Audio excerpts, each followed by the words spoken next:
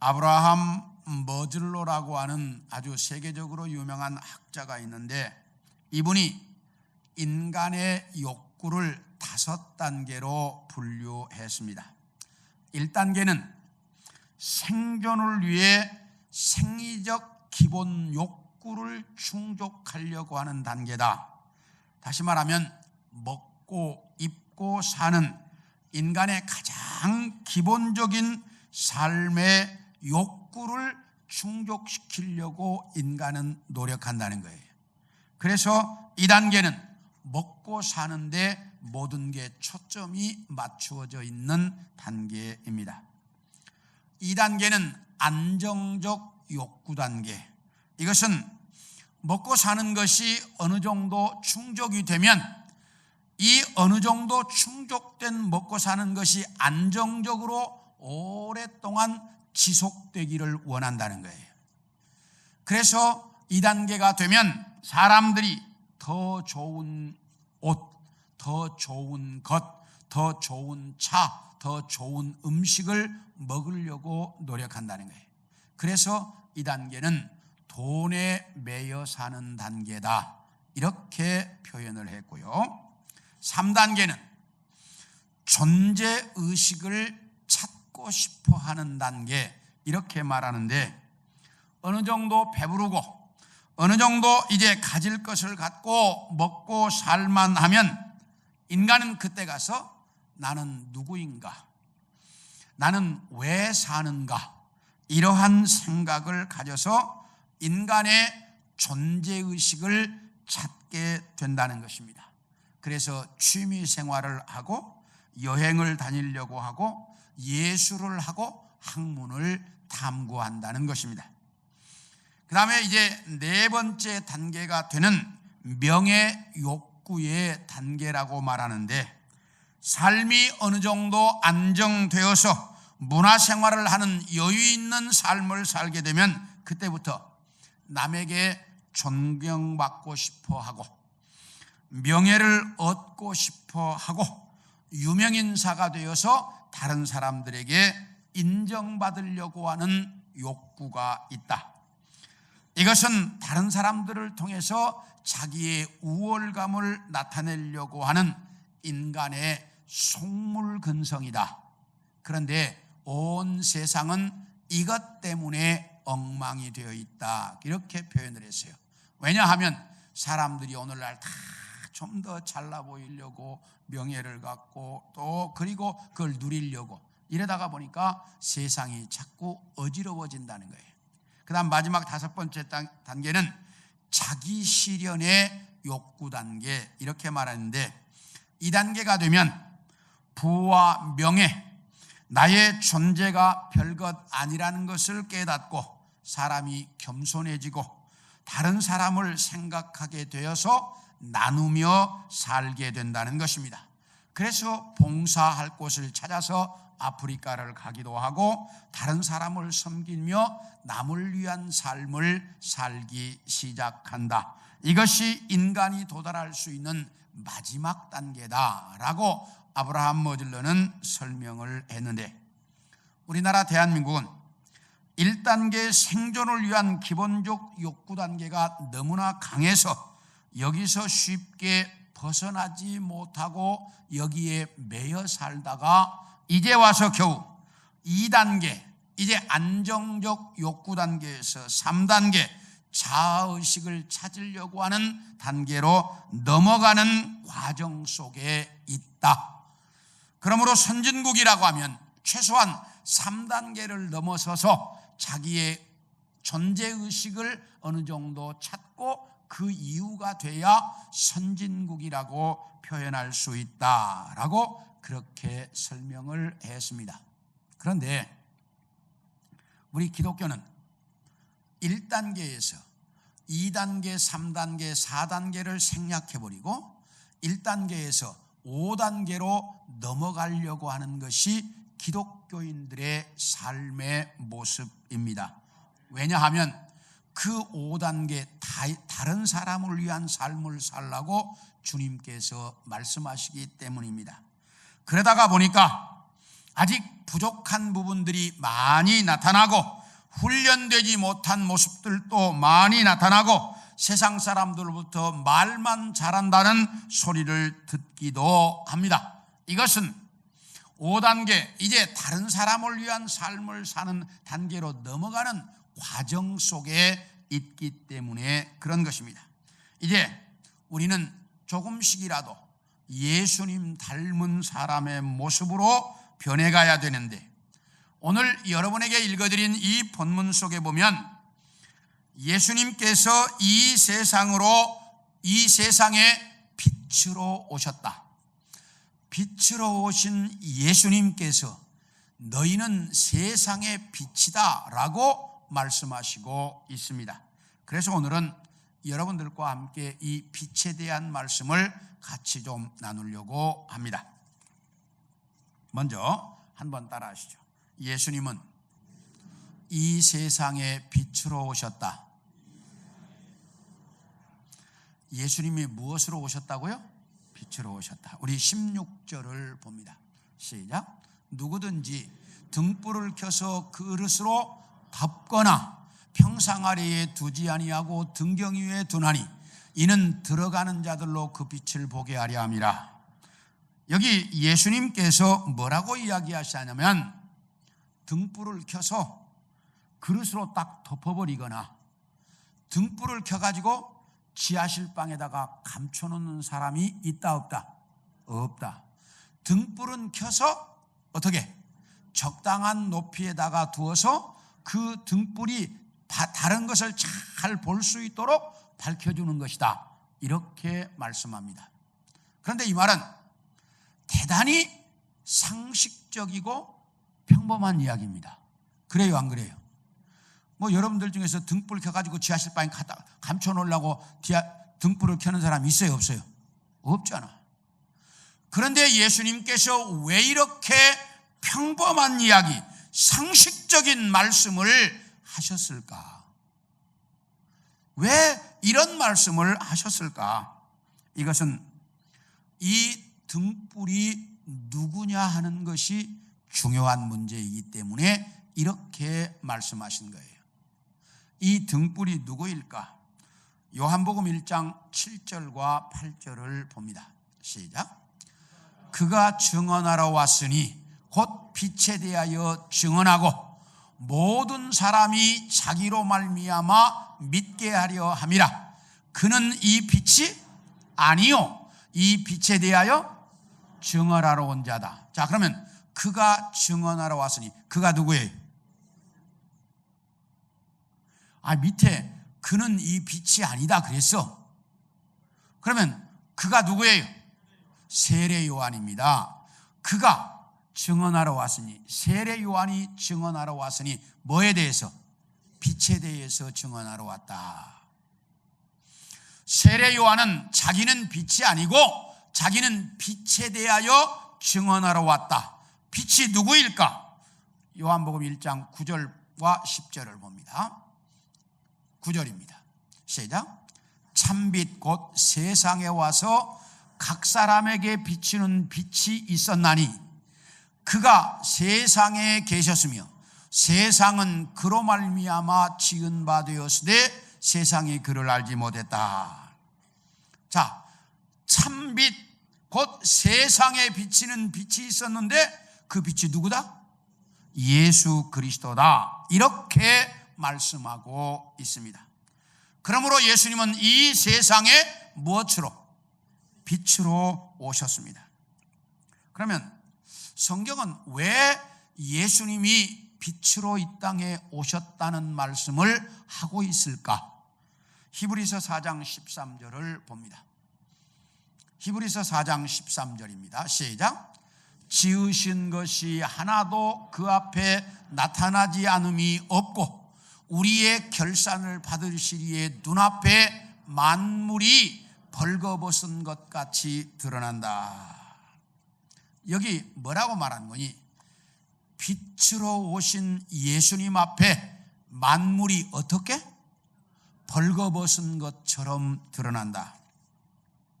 다시 이야기하면 우리의 인생도 주님 앞에 어떻게 드러난다? 벌거벗은 것처럼 드러난다. 그런데 우리는 이 세상을 살아가면서 사람의 눈만 속이고 그 순간만 넘어가면 되는 것처럼 알고 살아갑니다. 그런데 우리 인생을 결산하실 주님 예수 그리스도 앞에 내 인생은 시작부터 마지막까지 그 어느 것 하나 숨길 것이 없이 완전하게 드러나는데, 우리의 머릿속에 있었던 것이나 우리 마음속에 있었던 계획까지 모든 것이 다 드러난다, 이렇게 말씀하고 있습니다. 그러므로 우리는 이 세상을 살아가는 날 동안 이 세상 법에도 어긋남이 없이 살아야 하지만 하나님의 말씀 앞에 벗어나지 않도록 살아야 합니다. 왜? 주님 앞에 우리의 모든 것이 벌거벗은 것처럼 드러날 것이기 때문입니다. 방송실 좀 보여주시죠. 어떤 무신론자가 이렇게 말했습니다. God is nowhere. 이 말은 하나님은 어디에도 없다. 하나님은 어디에도 없다. 그러니까 한 신앙인이 여보시오, 당신 띄어쓰기를 잘못했어요. 그렇게 쓰는 게 아니고 God is now here. 이 말은 하나님은 지금 여기 계신다, 그 말이에요. 하나님이 아무데도 없는 게 아니고 하나님은 어디 계신다? 지금 여기 계신다. 그러므로 우리는 지금 여기 계시는 그 하나님을 의식하고 그 하나님을 생각하면서 살아야 되는데, 우리 머릿속에 우리 마음속에 그 하나님이 없다는 거예요. 그러다 보니까 내 마음대로 살고 내 생각대로 살고 내가 하고 싶은 대로 살면서 범죄하고 우리의 인생을 잘못 살아가고 있다는 것입니다. 그러면서 우리는 아무도 모를 것이라고 나 혼자밖에 모른다는 생각들을 하고 살아간다는 거예요. 그런데 사무엘하 12장 9절을 보겠습니다. 시작. 그러한데 어찌하여 네가 여호와의 말씀을 업신여기고 나보기에 악을 행하였느냐? 네가 칼로 햇사람 우리야를 치되 암몬 자손의 칼로 죽이고 그의 아내를 빼앗아 네 아내로 삼아도다. 지금 이 말씀은 이스라엘 백성들이 가장 존경하는 다윗 왕, 성경에 아주 신앙의 위대한 인물로 알려져 있는 다윗 왕에 대한 이야기입니다. 다윗 왕이 유부녀와 바람이 나가지고 그 유부녀가 임신을 하게 되었습니다. 그런데 그 여자의 남편은 전쟁터에 오랫동안 나가 있었기 때문에 그 남편으로 말미암아 임신할 수 있는 상황이 아니었습니다. 그런데 유부녀가 임신을 한 거예요. 남편이 없는데. 그러니까 이게 알려지면 그 여자는 돌에 맞아 죽어야 되는 상황입니다.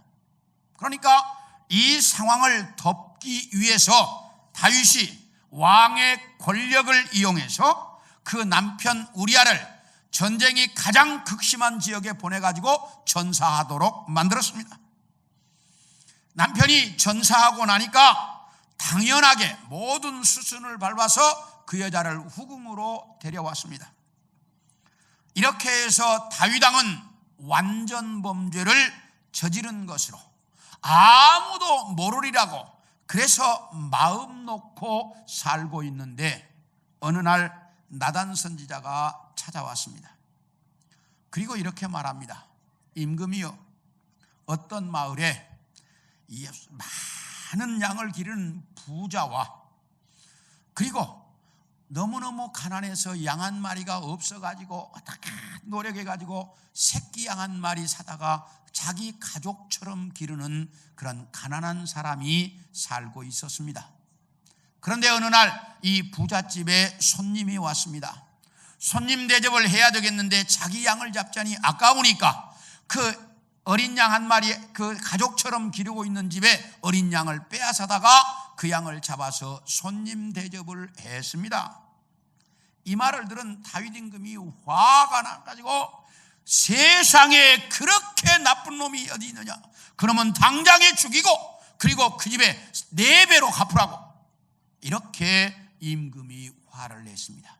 그러니까 그 말을 듣고 있던 나단 선지자가, 임금이여, 그 사람은 다른 사람이 아니고 다윗 임금 당신입니다. 왜냐하면 당신이 우리아를 전쟁터에 내보내서 죽게 하고 그 부인 빼앗아다가 당신 후궁 삼았지 않느냐, 이렇게 지적합니다. 다윗 임금은 아무도 모를 줄 알았습니다. 자기 혼자 완전 범죄로 끝나는 줄 알았습니다. 그런데 나단 선지자가 하나에서 10까지 모르는 것이 없도록 정확하게 알고 있습니다. 하나님께서 그에게 알려주셨기 때문입니다. 우리는 가끔 이런 착각을 하고 살아갑니다.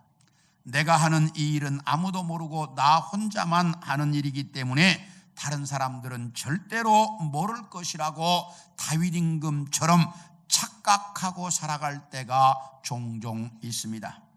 그런데 꼭 기억하십시오. 이 세상에 비밀은 있다 없다? 없다. 언젠가 밝혀지게 돼 있어요. 살인의 추억이라고 하는 영화로까지 나왔던 화성 연쇄 살인 사건, 1986년 9월부터 시작을 해서 1991년 4월까지 4년 5개월 동안에 10사람이 살해당한 사건으로, 그 당시 유명한 사건이어서 우리나라의 수사력이 총 집중이 되어지고 TV나 신문이나 모든 언론에 다 대서특필을 하고 영화로까지 만들었습니다만 30년 가까이 이 사건은 해결이 되지 않았습니다. 그래서 영원한 미결 사건으로 남을 줄 알았습니다. 그런데 첨단 과학 수사 기법인 유전자 분석에 의해서 범인이 밝혀졌습니다. 현재 살인 사건으로 무기징역을 선고받고 옥살이하고 있는 이춘재라고 하는 사람으로 밝혀졌습니다. 그 사람은 이제 이 모든 걸 다 자백을 했는데 총 14건의 살인 사건을 저질렀다라고 자백해서 또 한 번 우리를 놀라게 만들었습니다. 이처럼 감추어진 것은 언젠가 드러나게 되어 있습니다. 예수님은 죄로 어두워진 이 세상을 밝히시려고 빛으로 이 세상에 오셨다라고 말합니다. 다시 말하면 인간들의 범죄, 인간들의 죄 지은 모습에 빛으로 비춰서 자기들이 죄인이라는 것을 깨닫게 하려고 이 땅에 오셨다, 이렇게 말씀합니다.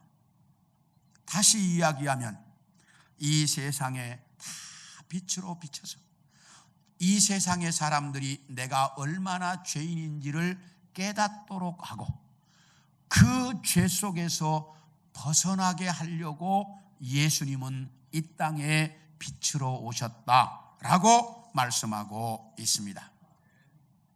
그런가 하면 주님은 또 이렇게 말씀하십니다.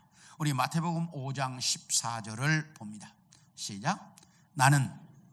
너희는 세상의 무엇이다? 빛이라. 산 위에 있는 동네가 숨기지 못할 것이다. 여기 너희는 세상의 빛이다. 빛으로 이 땅에 오신 예수님께서 우리에게 그 빛을 주시면서 이제는 너희가 이 세상의 빛이다, 이렇게 말씀하시고 있습니다. 그러므로 우리는 이 세상에서 무엇으로 살아야 돼요? 빛으로 살아야 합니다. 다시 이야기하면 죄인들이 우리의 모습을 보고 내가 죄인이구나 하는 걸 깨달을 수 있도록 살라고 말씀합니다. 왜? 예수님이 이 땅에 오셔서 빛을 비춰서 우리가 죄인인 걸 깨달았던 것처럼 너희도 이 세상에 가서 세상 사람들이 너희를 보고 우리가 죄인이다, 이걸 깨달을 수 있도록 살라는 거예요. 제가 언젠가 한번 이 이야기를 오래전에 한 적이 있는 것 같은데요. 제가 초등학교 1학년, 2학년 때 정말 그 차도 하루에 한두 번 다니는 그런 동네에서 살았는데, 저희 마을에 양옥집이 하나 지어지고 그리고 서울에서 한 가정이 이사를 왔습니다. 우리 동네가 공기가 좋다고, 그러니까 공기 좋은 곳에서 요양하러 온다고 왔어요. 근데 그 집에 우리하고 같은 학년 여학생이 하나 있었는데, 학교를 올 때마다 우리는 항상 보자기에다가 이렇게 어깨에다 메고 학교를 다녔는데, 가방을 메고 학교를 와요.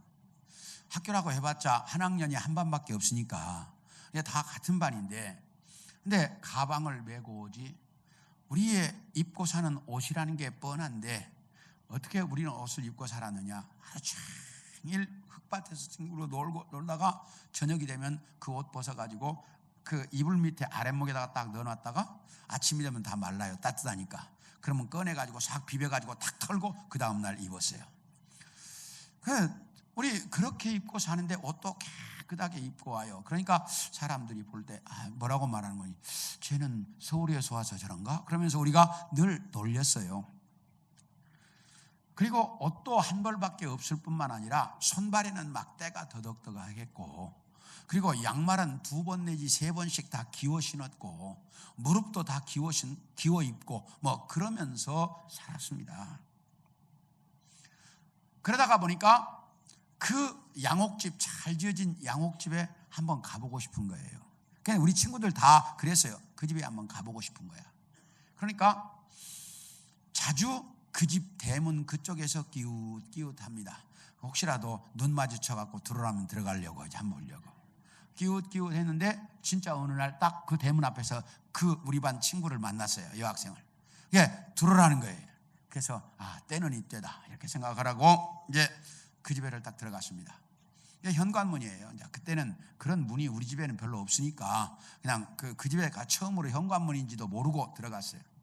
그래서 현관문을 딱 여는데 깨끗하게 청소된 마루에 그 소파가 놓여있는데, 그때 소파 태어나서 처음 봤어요 저는. 그 소파가 놓여있는데 거기에 하얀 카바가 씌워져 있더라고요. 그걸 딱 보는데 저 깨끗한 소파, 저 깨끗한 마루에 내가 들어가면 저게 더러워지겠다, 이 생각이 딱 드는 거예요. 그래서 못 들어가겠더라고요. 그래서 내가 다음에 올게, 그리고 문을 열고 돌아 나온 기억이 지금도 생생해요. 우리는 다 동네 사람들 그렇게 살았습니다. 초가집에서 그냥 기워 입고 양말도 몇 번씩 기워 신고 다 옷 한 벌 갖고 살다가 그렇게 다 살았어요. 그렇게 살면서도 그게 더럽다는 생각을 한 번도 해본 적이 없어요. 다 그렇게 사는 줄 알았어요, 사람들. 그런데 그 집에 딱 들어가서 그 깨끗한 마루와 그 하얀 그 카바가 쓰여지는 소파를 보는 순간 내가 더럽다는 걸 처음 알았어요. 그걸 보는 순간 내가 더럽다는 걸 깨달았어요. 주님은 그렇게 말씀하셔요. 너희가 이 세상 사람들 앞에 너희의 착한 행실을 보고 세상 사람들이 따라할 수 있도록 세상 사람들 앞에 빛으로 살라는 거예요. 너희의 모습을 보고 그 사람들이 따라할 수 있도록, 그 사람들이 내가 죄인이라는 걸 깨달을 수 있도록 살라는 거예요. 예수님이 이 땅에 오셔서 빛으로 우리에게 비춰주셔서 내가 죄인이라는 걸 깨달았던 것처럼, 세상 사람들은 너를 보고 자기가 죄인이라는 걸 깨달을 수 있도록 살아라. 그게 네가 빛으로 이 세상에 사는 것이다 라고 주님께서 말씀하고 있습니다. 한번 따라합시다. 나는 이 세상의 빛이다. 내가 이 세상의 빛이라는 걸 알고 세상 사람들이 나를 보고 내가 죄인이라는 것을 깨달을 수 있도록 살아야 된다는 거예요. 그래서 주님은 네가 이 세상의 빛이라고 말씀하고 있어요. 이 빛으로 살아가는 우리 성도들이 되기를 축원합니다. 둘째로 따라합시다. 빛이 비치면 모든 것이 드러난다. 뭐 한다고요? 모든 것이 드러난다. 우리 17절을 봅니다. 시작. 숨은 것이 장차 드러나지 아니할 것이 없고 감추인 것이 장차 알려지고 나타나지 않을 것이 없느니라. 여기 빛이 비춰오면 숨은 것이 드러나지 않을 것이 없고 알려지지 않을 것이 없다. 이렇게 말씀합니다. 어둠 속에 감추어져 있던 것들이 비춰오면 다 드러나는 것처럼 예수 그리스도의 빛이 이 세상에 비춰오자 자기들이 세상에서 제일 하나님 잘 믿고 말씀 잘 지키고 율법대로 산다고 자부하던 서기관들과 바리새인들과 제사장들의 실상이 적나라하게 드러나기 시작했습니다.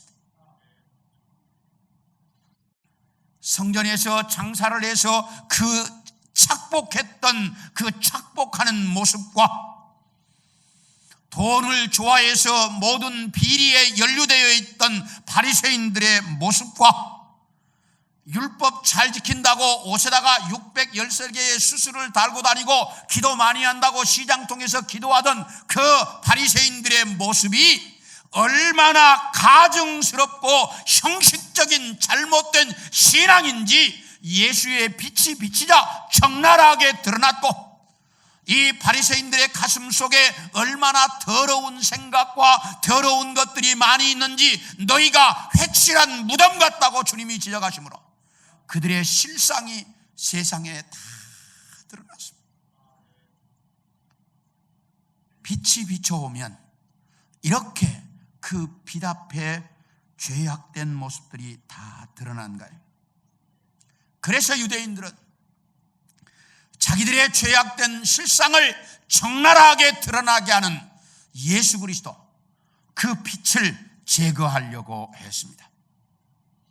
그래서 가진 수단과 방법을 다 동원해서 예수 그리스도를 십자가에 못 박아 죽였습니다. 예수 그리스도 그 빛이 사라졌기 때문에 이제는 자기들의 죄가 다 숨겨질 줄로 알았습니다. 드러나지 않을 줄로 알았습니다. 영원히 덮일 줄로 알았습니다. 그런데 그 빛을 받은 제자들이 빛이 되어서 이 세상을 밝히기 시작했습니다. 그래서 예수님 때보다도 더 많은 사람들이 그 빛가에로 모여들기 시작해서 예루살렘 교회가 이루어졌고 그리고 제자들이 가는 곳마다 교회가 세워지고 이 세상 이곳저곳에서 밝은 빛이 빛을 발하기 시작했습니다. 예루살렘 교회에서는 안전뱅이가 일어나고 빌립보 교회에서는 점쟁이에게 임했던 귀신이 떠나가고 루스드라 교회에서는 태어나면서 한 번도 걸어보지 못한 사람들이 걷기 시작했습니다. 세상에 빛이 발하기 시작한 거예요. 어느 정도였냐? 사도행전 19장 19절을 봅니다. 시작. 또 마술을 행하던 많은 사람이 책을 모아가지고 와서 모든 사람 앞에서 불사르니 그 책값을 계산한 즉 은 5만이나 되었다. 사도 바울이 에베소라고 하는 도시에 가서 복음을 전해서 이제 사람들이 그 말씀을 듣고 마술하던 사람들이 자기들이 지금까지 믿고 따라왔던 마술을 다 버리고 그 마술에 관계된 책들을 가져다가 불살랐는데 그 책값이 은 5만이나 되었다. 그 빛이 비춰지니까 자기들의 죄악된 모습이 드러나고 죄악된 모습이 드러나니까 이 죄를 버리기 시작했다는 거예요. 우리나라에도 그리스도의 복음이 들어온 이후에 우리나라 농촌이 달라졌습니다. 우리나라 농촌은 이조마렵에 다 어떻게 살았느냐? 농번기, 여름에는 열심히 일해가지고 농한기, 겨울철이 되면 할 일 없으니까 모여 앉아가지고 노름하고 그리고 술과 담배와 여자로 살았습니다. 그래서 겨울에 빚을 지어놓고 여름에는 그 빚 갚느라고 여름에 일하고 이것이 계속 반복이었습니다. 그래서 우리나라 농촌은 가난을 벗어날 수가 없었습니다. 그런데 기독교 복음이 들어오면서 술을 멀리해라, 담배를 피지 마라, 노름하지 마라, 여자와 바람나면 안 된다, 이걸 가르치기 시작하면서 농촌이 살아나기 시작했어요. 복음이 들어오면 이 빛이 비춰지면서 그 빛으로 말미암아 이제 어두움이 물러가게 돼 있기 때문이에요. 그런데 우리가 착각하고 있는 것이 하나 있습니다. 우리 마태복음 5장 16절을 한번 읽어볼까요? 시작. 이같이 너희 빛이 사람 앞에 비치게 하여 그들로 너희 착한 행실을 보고 하늘에 계신 너희 아버지께 영광을 돌리게 해라. 여기 너희 빛이 사람 앞에 비치게 해서 그들로 너희 착한 행실을 보고 하나님께 영광을 돌리게 해라. 우리가 뭘 착각하냐? 빛이 비치면 다른 사람들 잘 보이잖아요. 그러니까 빛이 비치면 다른 것들이 잘 보이리라고만 생각한다 이 말이에요. 그런데 빛이 비치면 제일 잘 보이는 게 뭐예요? 내 모습입니다. 빛이 딱 비치면 제일 잘 보이는 게 누구 모습? 내 모습이에요. 다른 사람들의 모습도 다른 것들도 잘 보이지만 더 잘 보이는 건 내 모습이에요. 다른 모든 사람들이 그 빛 앞에 있는 내 모습을 제대로 본다 이 말이에요. 내 모습이 드러난다라고 하는 사실을 잊지 말라는 거예요. 빛이 비춰오면 물론 다른 사람들의 모습도 잘 보여요. 그런데 내 모습은 더 잘 보인다. 이걸 잊지 않아서 내가 다른 사람들의 모범이 되도록 살아야 되는데 내가 어떻게 살아야 내가 이 세상의 빛으로 살까? 성경은 이렇게 말합니다. 따라합시다. 예수 닮은 사람. 예수 닮은 사람으로 살아라. 왜? 예수님이 빛으로 이 땅에 오셔서 세상에 빛을 비춘 것처럼 예수님의 그 빛을 받은 우리도 예수님처럼 살아야 이 세상에 빛으로 살 수 있다라고 말합니다. 그래서 너희는 예수 닮은 사람으로 살라고 그렇게 말씀하는 거예요. 그런데 마지막 한 가지 따라합시다. 빛이 비치면 정확하게 분별할 수 있다.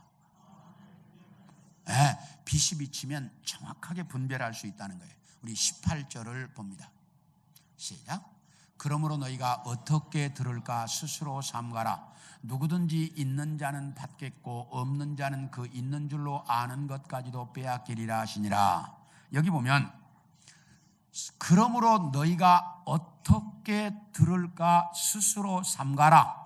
여기 삼가라고 하는 이 단어가 헬라어 원문에 보면 분별하라는 말이에요. 이게 그러니까 너희가 어떻게 들을까 스스로 분별을 해라.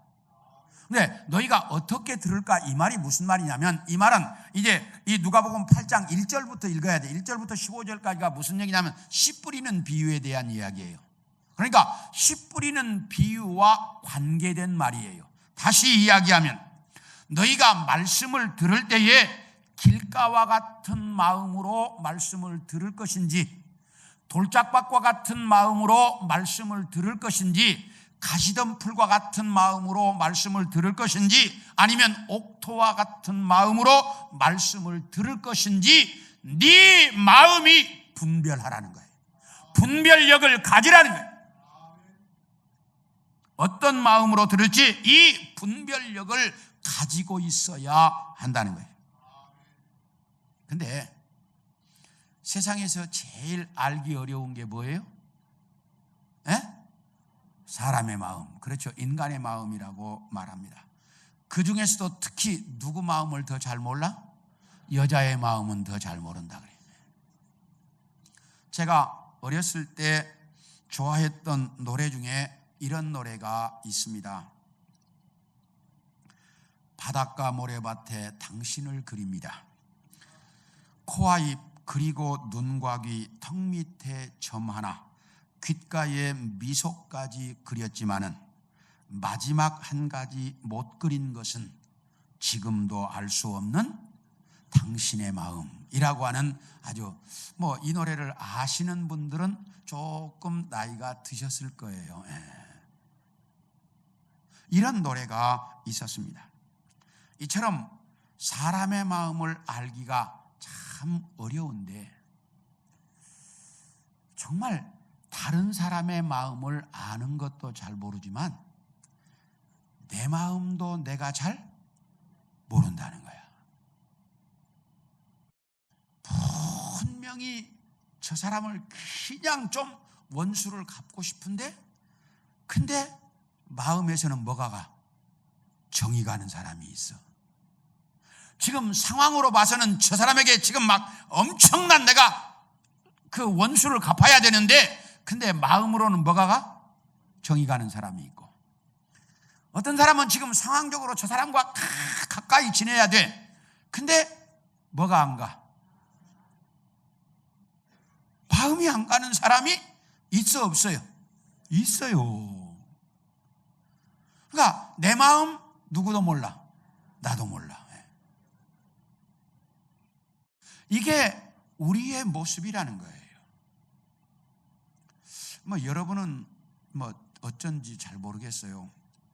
그런데 제가 제 마음을 보면 어느 때는 길가와 같은 마음이었다가 어느 때는 돌짝밭 같은 마음이었다가 어느 때는 가시덤불 같은 마음이었다가 어느 때는 좋은 땅 같은 마음이야. 하루에도 몇 번씩 왔다 갔다 해. 여러분은 안 그렇죠? 여러분은 어쩐지 모르겠어. 근데 하루에도 10번, 12번씩 왔다 갔다 해. 도대체 나도 내 마음을 잘 몰라.